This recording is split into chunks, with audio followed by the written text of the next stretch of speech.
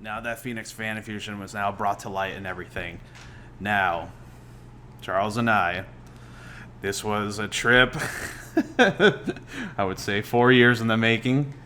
I'm sorry, Danny, you're sitting in the corner.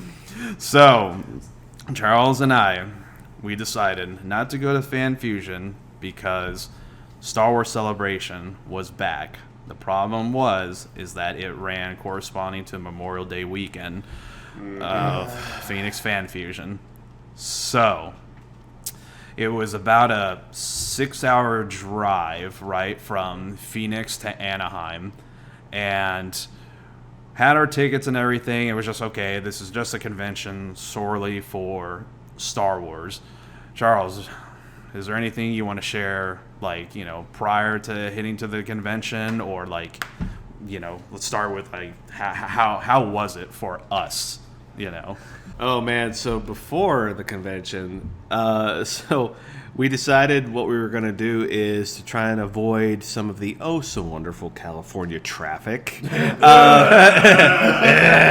Yeah, we decided what we were going to do is we were going to like take a nap and then drive through the night. That way we would get there super early in the morning and hopefully avoid, most of the mess.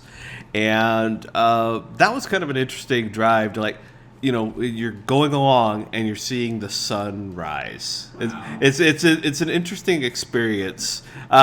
You got to enjoy that. My husband was like, okay, cool. Yeah. Well, I was also keeping an eye on you to make sure, like you weren't falling asleep and stuff. So, but. Jerk the wheel. Yeah, but anyway, so we get there. We got to our hotel, and we picked a spot that like wasn't too far away from the convention center, but like wasn't so dang close that it was like $500 a night or some stupid thing like that. It was one of those basic hotels, not too terrible. I think about the only thing we ran into was there was a dead roach, but that was it. But anyway, so then we parked the car. We're like, okay, it's Friday. All right, we got our passes out, for Friday. Grabbed our gear and stuff, our little backpacks and everything. Which that is something. Make sure you bring a backpack. So that you can store all your stuff that you get, or to carry your supplies and stuff whenever you're walking around Star Wars convention. But anyway, and so then we got an Uber. So what we decided we were going to do Ubers to and from. And just to add, I mean, getting to that entrance was like car, there's bumper to bumper and everything. Anything like Disneyland or any theme parks in general, including conventions for something of that caliber, please just get an Uber. You're just in and out. I mean, your car trip is like, 10, 15 minutes long from your designated hotel. You're fine and everything. So, our trip, I forget who our driver was and everything. So we had to stop at the hotel first. Yes. And it's funny, like, we all went there and it was like, 6? Like, it was like 6:20, 6:30 something. Like, it was still cloudy in Anaheim. So we're kind of walking and we're like, oh crap, like, where's the line? Where's the big line? And nothing. They had like, no. Everyone, like, obviously people have showed up like Thursday already, the day before. Of course, we had to, miss Harrison Ford and I know all those other guys and stuff. But it was like, well, we're here. And from like our peripheral vision, we could see the convention center. You could see the poster, the yellow poster and everything. And whoever did the art, it was just like, oh crap, we're almost there. So we go in. California, whoever set this up, you had our little health screening and all that. Basically, just either you've taken a test or you've got vaccinated and everything. So we had to do like one of those little rope zigzags. Got our bags and everything. So anyway, we get there. The food trucks are just ready to go. Ready to go and all that. So we're all keeping our eyes off like, okay, there's bound to be some famous cosplayers, some YouTube channels that we follow, Ordinary Adventures that you're definitely mentioned in this one. Oh, yeah. Oh, I'm sorry, Danny. What was that? Dustin's over here throwing a fit, going, son of a bitch. So we get in, and oh my god, like for cosplayers out there, any genre, you guys. I mean, there's some, but I mean, you guys cannot beat like the Star Wars like cosplayers out there. Like these people are like they've been there since. Some who have been there did their research. They were some that did it from the very beginning.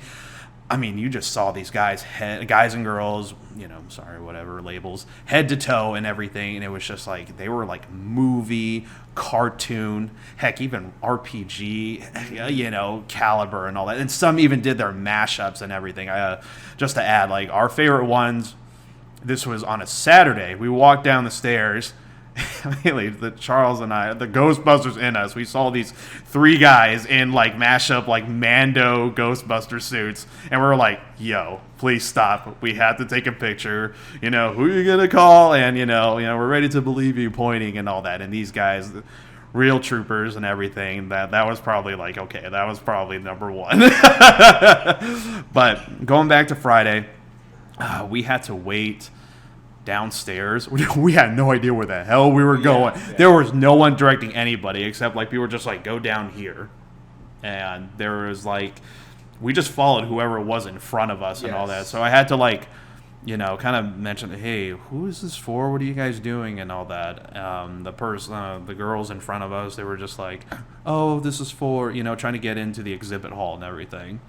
And we started looking at people we passed by. Well, what's that line for? What's that line for? I think that's for Celebration Hall, which is basically the main movie event hall where, all the people on stage, all the famous people on stage, that's where they go to, I guess.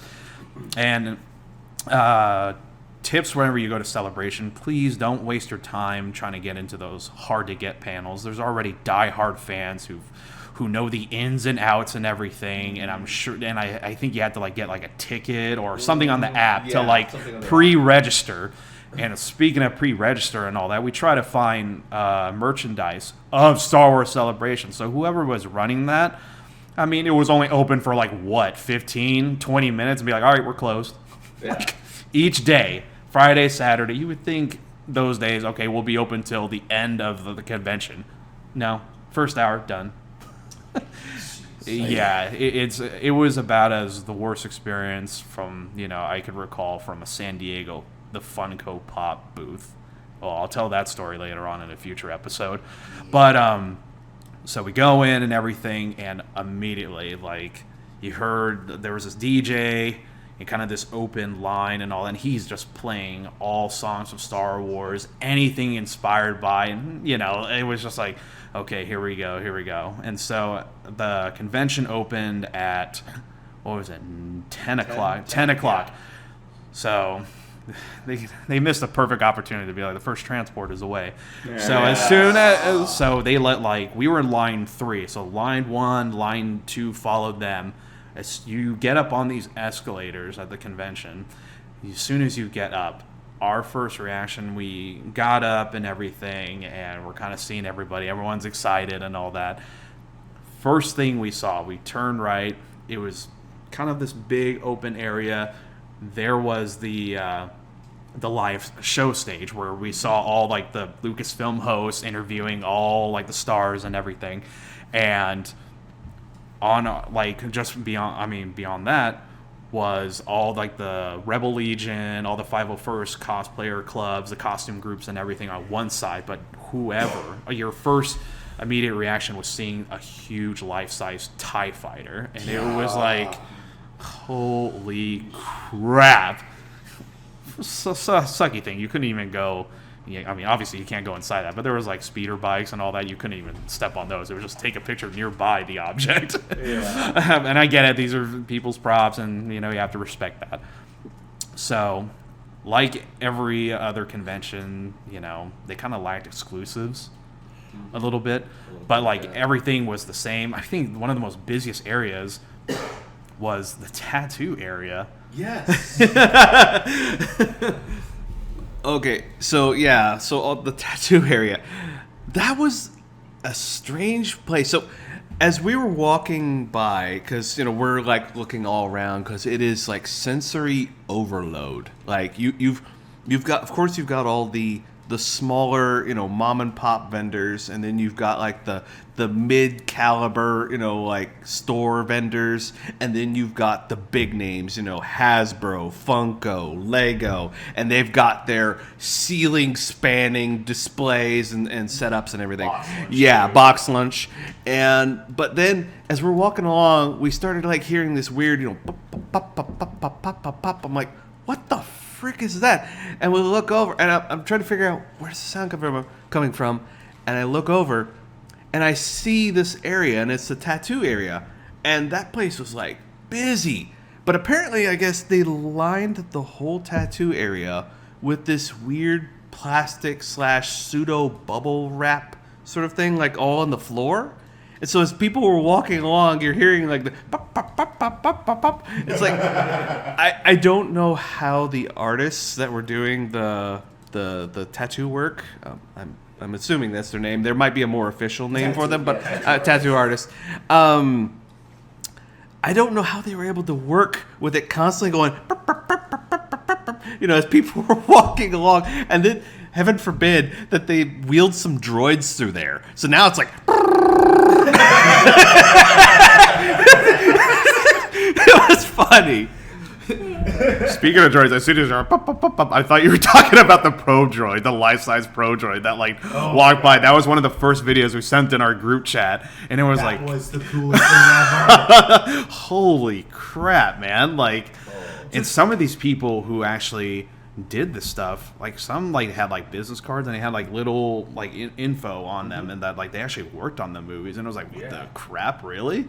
If you guys ever go to WonderCon, San Diego Comic-Con, whatever those big conventions, Ace Comic-Con, sometimes there's exclusives or something like that. I mean, where going back where I said things kind of lacked. I mean, there were some Funko Pop exclusives, but they had the Lego and Hasbro booths, and it felt like the early bird gift certificate of Star Wars. If you go to the Hasbro booth, hey, we have a scan code for the Jon Favreau, heavy Mando, maskless and all that, and it was cool. Do you guys have toys to sell? Nothing. It was just a display piece and all that. It was damn, I want to buy some of these things that are going to be out soon. Wait, if you want to buy most of these, you got to go to the vendors in that, that area. So I was like, really? Guys, that's your money. You think you want to make something extra and all that. Funko, maybe there was some, I think Box Lunch, I think they work in association with Funko. They did something. Legos. Yeah, they were kind of promoting the Naboo Starfighter, Mando's Naboo Starfighter, and all these other Lego pieces. I think you could buy some minifigs like that wall or something that had all the figures and everything, but you still couldn't buy anything. It was okay. But yeah, that's something I've been hearing about too. Next to your guys' experience, I've been hearing from a lot of people who were very, very hungry to spend their money on good exclusives through Star Wars. You have the biggest fan base who are willing to take their wallets, and there was nothing available to buy. Not even the exclusives or specials or even pre-orders were allowed for some of the stuff coming up. And I'm like, really? The biggest names in toy companies, you guys are not willing to take our money? There is a really, really big problem here. Yeah, that was the thing that blew me away, because I went in there and I was half expecting them to be okay, here's, Hasbro, and they have an early release of, celebration, early release of maybe some of the Republic Commando figures, or, something else or whatever, or even, Lola, they advertised. Sure, they had these, they're oh, hey, this is gonna be for sale. They had all those things, and that was kind of air quotes exclusive to Celebration, but there wasn't you couldn't just say go up to the Hasbro booth and be like, yeah, I'll take Boss, Fixer, Sev, and give me the Republic Commandos, and they're like right there, and I'm just like, they're so close and yet so far, I'm just like, I want the Republic Commandos, but anyway, Let's just break the glass. yeah, I know, right? Yeah, Joe and I joked about that, Give me the helmet. and I heard other people making that same joke. It's just like, just crack the glass, grab it, run. It'd be like, what was that scene from where they stole the Big Bang Theory, where they stole the tapes? We're running, like, they got the figures, get out! But it was just so weird because, like, there were a few, but not nearly as many as I would expect. Like, Funko had they had that Millennium Falcon with Lando Calrissian, and I know some people were like, losing their minds over that, to get that. But even at the end of the convention, at least before when we left, there were still tons available. So it's like I feel like they dropped the ball when it came to merch, and I know that I heard for the store. It was basically like I think Joe, you dropped on it. You talked about it a little bit. You had to do a lottery. You couldn't just walk up to the store. You had to basically like register on the app, and if you were lucky, you would get admittance into the store. And even then, you still had to wait in line. Are you kidding me? No, that's how they described it. But then get this. Apparently, they had a problem with shipping. And so they didn't have hardly anything in the store on Thursday and on Friday. And I believe it was Saturday, partway into Saturday, when they finally got their delivery, and they had to shut the store down, go get more shelving, throw it up, and then toss all their new stuff on there, and then reopen the store. And I really felt that they dropped the ball on that, because it's like, why isn't there more stores? Why is there only one location? We have so much space. They could have like maybe 4 or 5 stores. That way you don't have so many lines. But even then, sometimes finding things could be kind of confusing. Like, we didn't even really know there was another building we could go into until we were doing the signed up for the Mando experience. And they said, oh, it's in the other building over there. And we went over to the other building. We're like, oh, wait, there's more stuff here. What the heck? And I think that's what the store was up on the second floor of that. And so it just, don't get me wrong, Starburst Celebration is awesome. It felt odd. Like, some of it wasn't communicated right, and it could have been done better. That's what my thought is. So not only did they drop the ball, they dropped the ball on the foot, smashed the glass, got sued, and Louis Tully is their lawyer. That's one way of putting it. But yeah, aside from that, so but otherwise, it was such a sensory overload, though, in a good way. There was so much to look at, so many awesome cosplays. And like, Sorry, Dan. and, like two of my favorites were one was there was a Republic Commando boss. He was there, a really awesome cosplay, and then also we saw it was a mashup of R2-D2 and the Hulkbuster. That one was so freaking epic, and I actually found the person on Instagram, and I messaged him and said, "Hey, dude, I don't know if you heard me, but when I walked by, I just said, that's epic, awesome job." Because I know he had the whole helmet thing on and everything. So, and he said, I heard, thank you so much for the kind words. And it was awesome. And also, like, Joe said, when we ran into Peter and Kitra from Ordinary Adventures, that was so freaking cool. They're such sweet people, And when I watched their videos of Celebration, I guess they had a meet and greet. I didn't even know they had a meet and greet with their fans, and they had like a line of fans, too. But still, though, the fact that we got to like just meet them, on the floor, on the convention floor, and just chat with them ever so briefly and everything, so freaking cool. And of course, little Miss Marshall, getting to meet her as well. My good friend. Yeah, she's so she's so sweet, and it was good. Just for the merch, you can do better, Star Wars Celebration. You can do better. All the other cosplayers out there, Rebel Legion, 501st, let's see, Stacy History-ish, Rebel Ray cosplay, Commander Cody cosplay, and all of you that was out there and everything. And I totally forgot, the General Grievous. Oh, yeah. That was probably one of the best ever. Best cosplays ever. So, Friday was great. Definitely, is the 4-day pass worth it? If you have the money, go ahead. But I think Friday and Saturday, you're just fine. So, now rolling on to Saturday right now. Same thing, same routine and everything, get up and all that. This time we were prepared, all right? We packed, like, our lunches and everything because, the food trucks and everything, delicious, but holy crap, the money, not Money. money for just like a basket of fries. Like, oh, all right, I guess.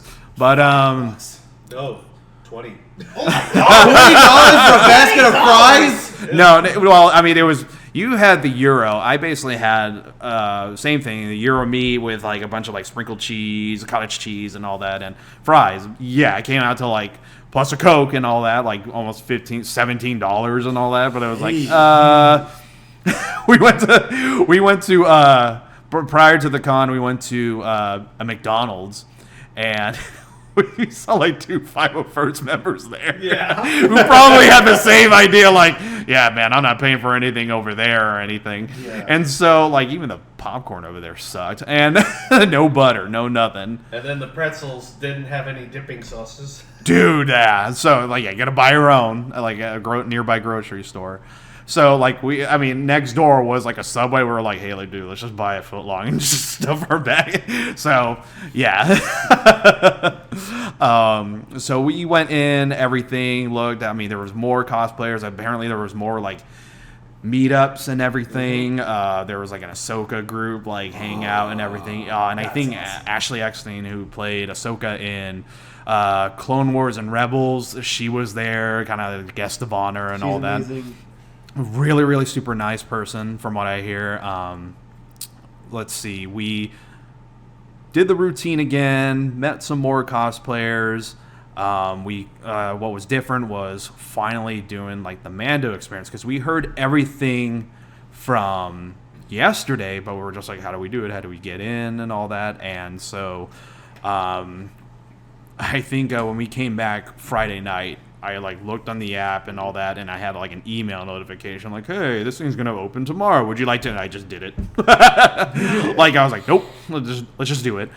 And so the Mando experience was basically all the props, makeup effects, how everything was done. They just brought everything there. And first thing you do when you get down there, you kind of wait. There was a lot of people there. I think what was our entertainment was there was someone from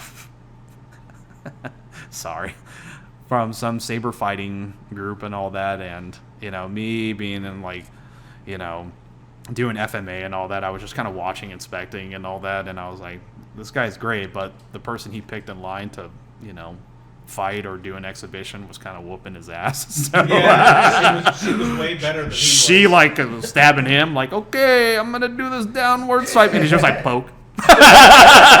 And then I'm gonna do poke. He couldn't deflect it, and so I was just like, dude, this is entertaining, man.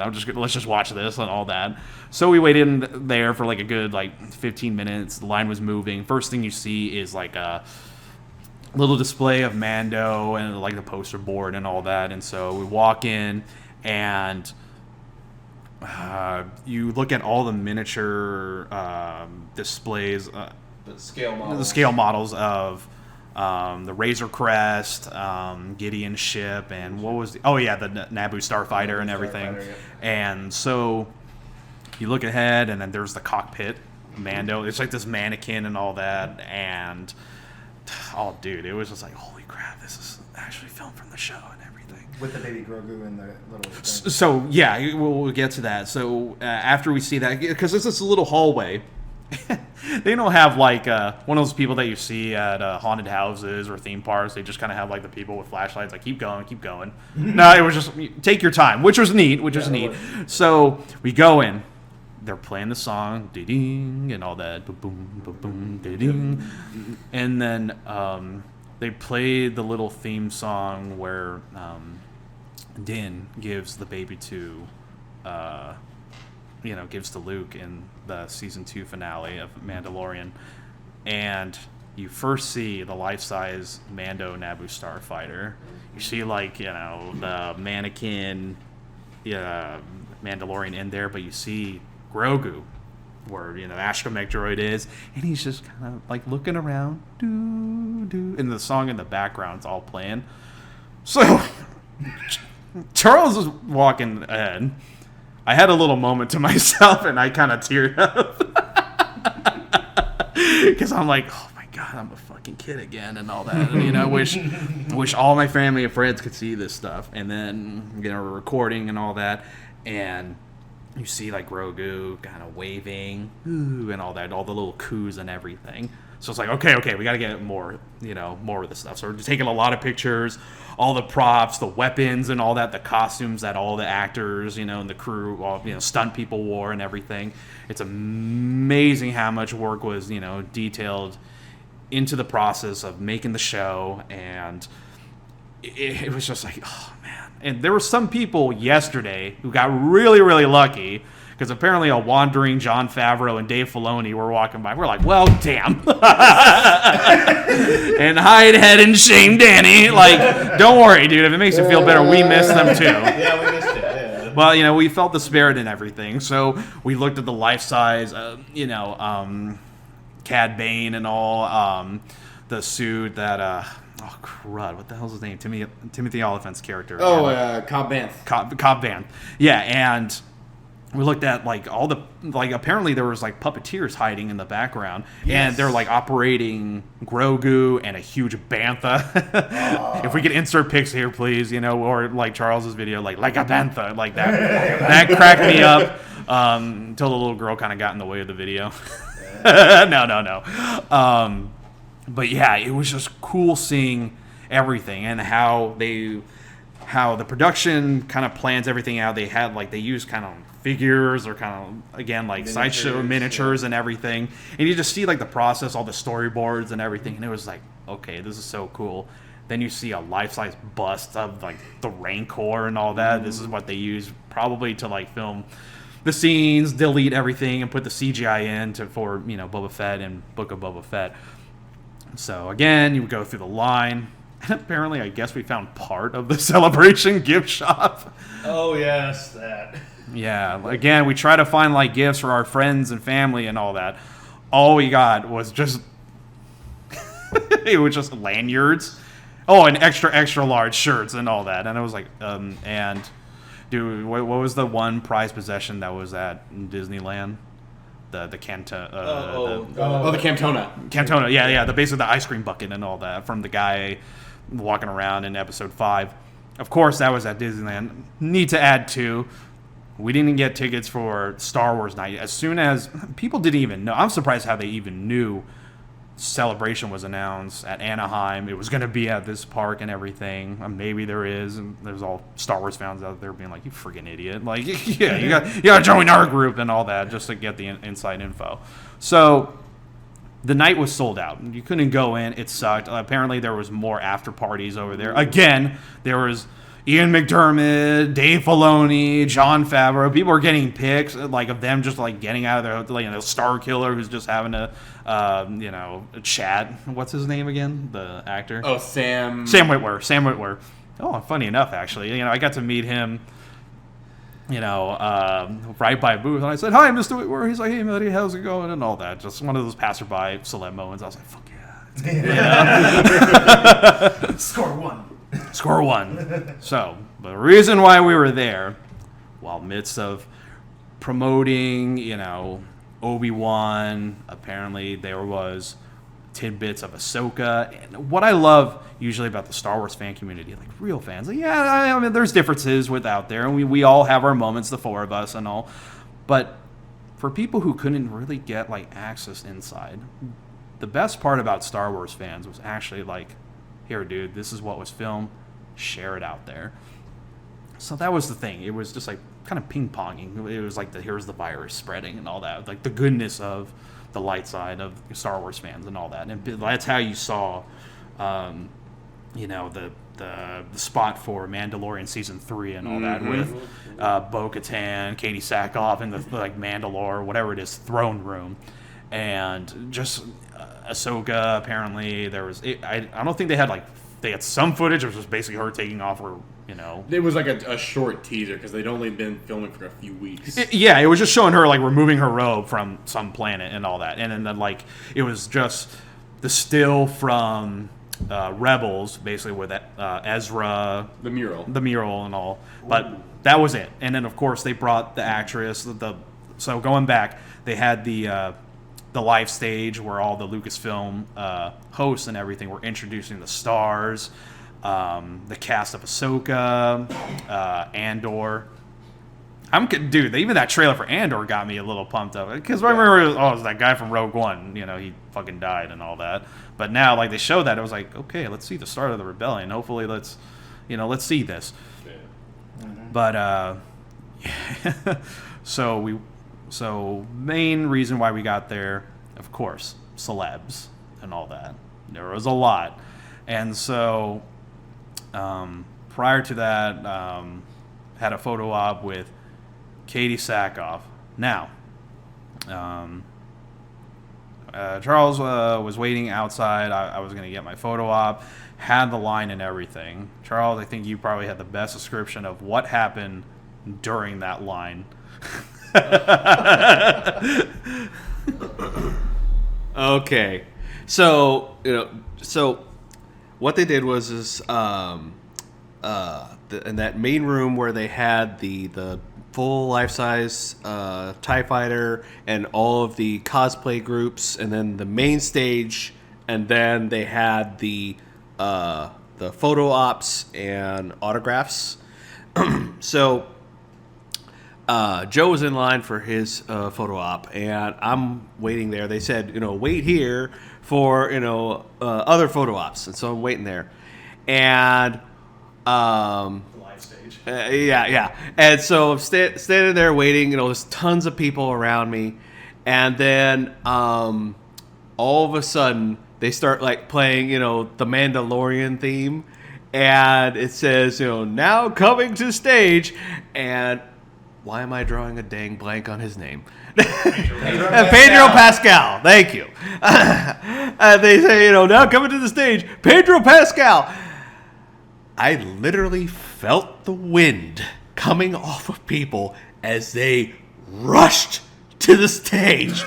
I'm standing there, I've got my phone, and Pedro Pascal, I just look up, all of a sudden, whoosh! I was like, what the frick? I saw people run out of line. Like, they were in line to get their photo ops. They ran out of the line to go to the stage. And I was just like, I grabbed my phone and I was like, and I started filming, just watching people just running. And it was only like the last part of it, but you still see people running to the stage to see him. And it was so funny. And I'm messaging Joe. I'm like, dude, people are literally running to see him. So yeah. I mean, I've seen all this. Everyone's going nuts. They've all seen like kind of the bootleg, kind of footage of Mandalorian season 3, and the guy is just having a ball and everything, and they all wanted to be a part of it and everything. Some people that were up there, I think he probably did shake hands or something like that, or just to kind of like, hey, just wave to people, selfies and all that. Yeah. So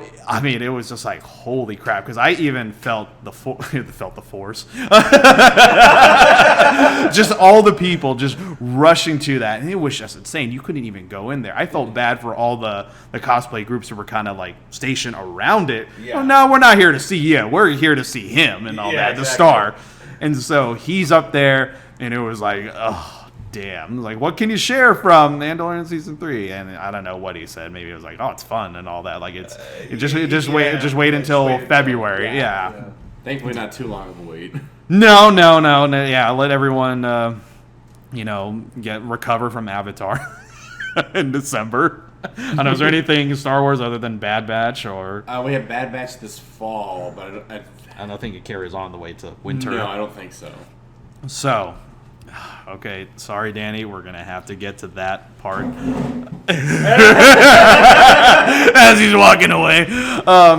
So, as soon as they announced the one person we all wanted to meet, so prior to that, we missed out on it because we thought there was gonna be a dual photo op with this person and Mr. Darth Vader himself.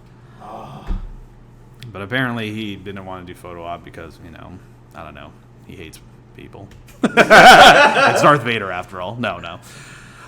So it was none other. Our photo op was the man himself, the one who was getting a show, Obi-Wan Kenobi, Ewan McGregor. So we get in line and all that, and we're just like, oh man, we couldn't even tell most of our friends and family because they're like, we have to bite our tongue and all that. Like, okay, here it is, the main guy who to meet. So we're in there, and you've guys heard a bunch of experiences of meeting celebs and all that.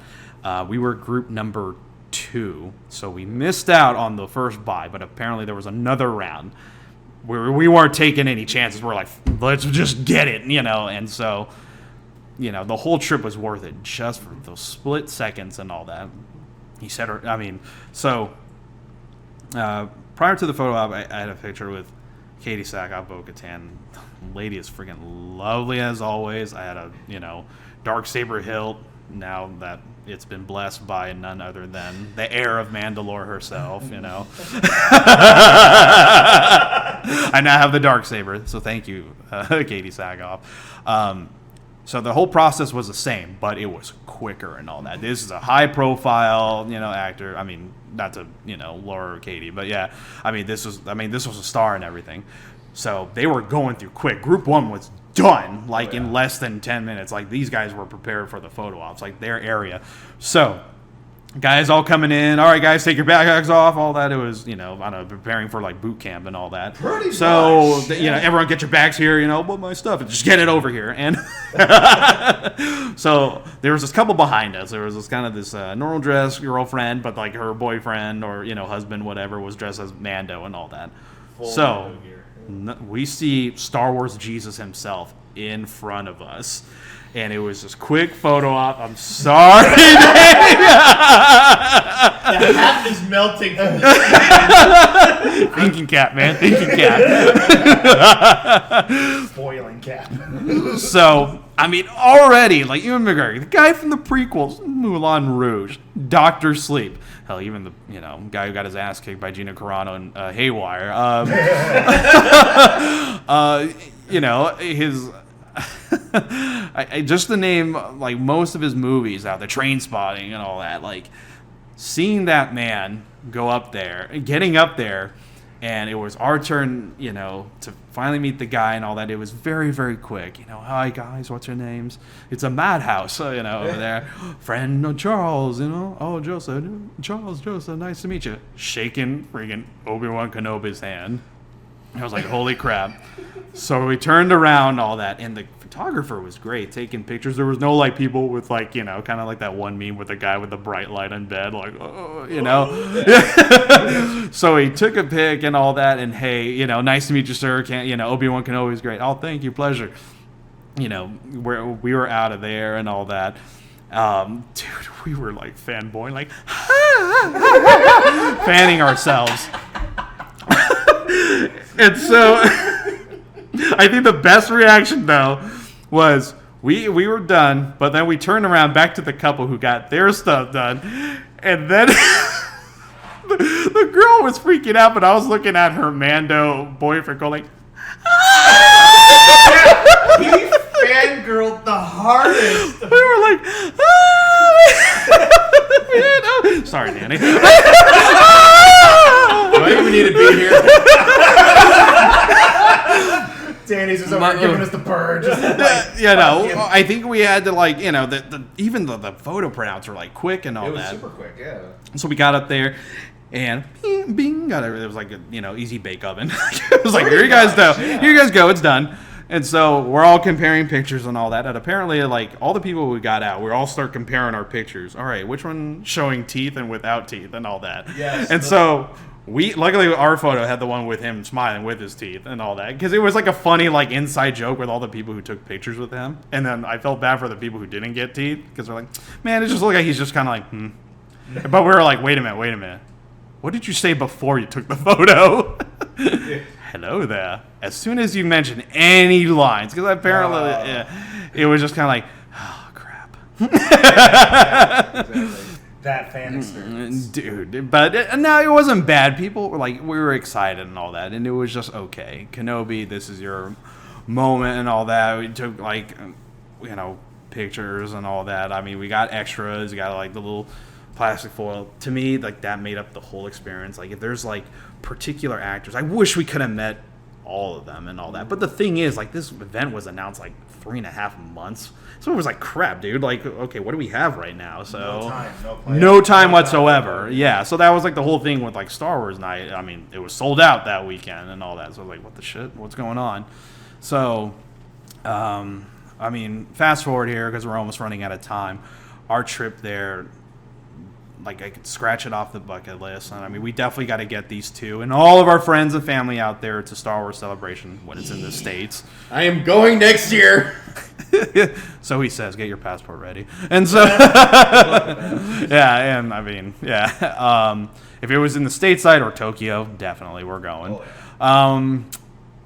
But yeah, just to wrap everything up, I mean we all four of us had great con experiences and all that. I mean if you guys would like to hear like con stories and all that, what was our best and worst, or what could have done better moments, you know, what was our favorite, please, you know, leave it in the comments or something like that, or message any of us individually and all.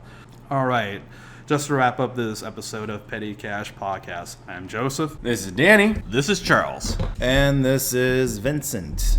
And this is the Petty Cash Podcast here, saying, slow down, chew your food.